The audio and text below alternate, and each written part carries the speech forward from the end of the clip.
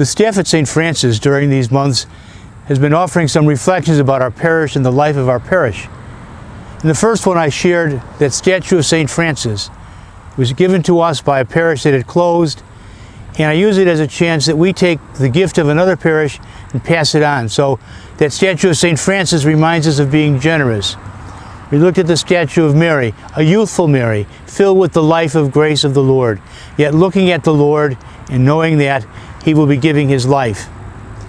Now I'd like to take another piece of the parish plant and talk about our bell tower. When we were building the church, our building committee was very clear. We wanted to have a bell tower. Why? Because we wanted our church to have great visibility. We're right along Wolf Road, and many people come that way, and we wanted to say, there's a church. Maybe they would think about saying a prayer. Maybe they would want to get involved in the church and find out something about the church. So we're very clear that we wanted to have a clear bell tower to point out the place of St. Francis. Now sometimes people talk about the bell tower and wonder what it's about.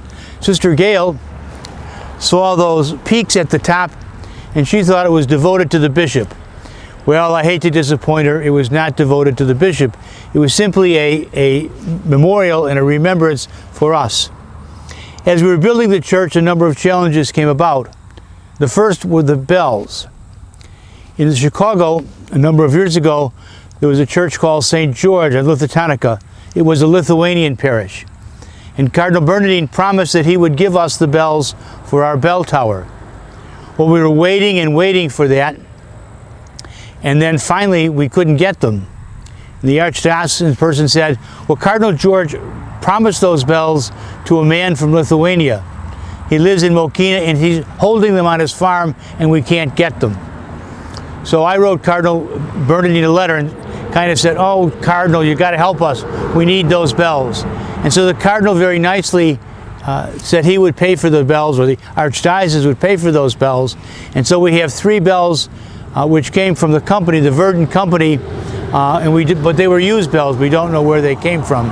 But again, now when they ring, they call us to prayer. Again, we're mindful of we're a prayerful people. The other piece of that bell tower is at the base. There is a chapel where people can come 24 hours a day and pray privately anytime. And I think that's been a great gift. Over and over, people tell me how wonderful that gift is that they can come and offer prayer in that Blessed Sacrament Chapel. It is open always, and it has been a great source of blessing for many people. And so as you drive down Wolf Road, as you drive out of the parking lot, and you look at that bell tower, remind yourself of the presence of God. We are a Catholic community present here. And maybe you can tell your friends, see that tower? It may encourage them to come to our parish to find out about it.